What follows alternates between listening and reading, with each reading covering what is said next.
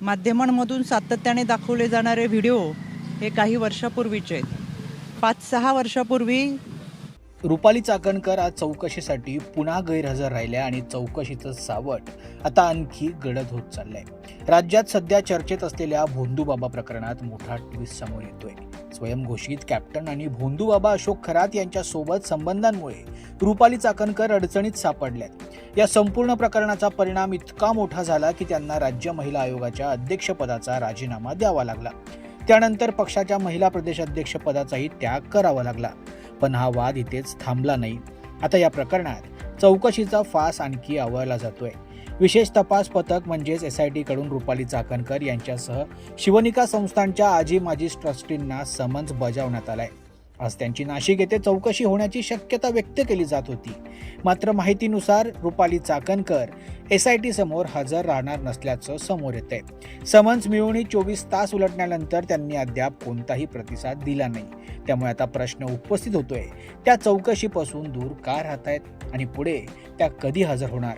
दरम्यान SITनं तपासाचा फोकस अधिक तीव्र केलाय। अशोक खरातच्या मोबाईलमधील डेटा तपासण्यात येतोय।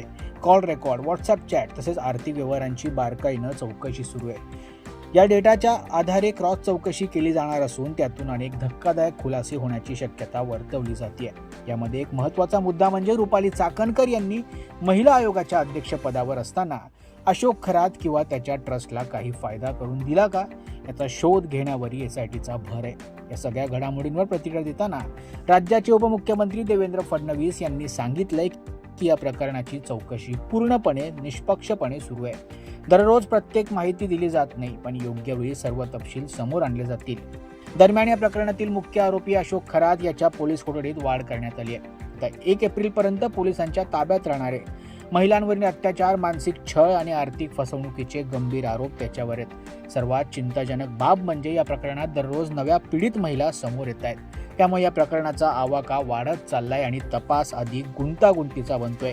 पोलिसांकडून या प्रकरणातील प्रत्येक पैलू तपासला जातोय। आता सगळ्यांच्या नजरा लागल्यात रुपाली चाकणकर पुढे काय भूमिका घेणार, त्या SIT समोर हजर होणार का आणि या तपासातून आणखी कोणती मोठी नावं समोर येणार?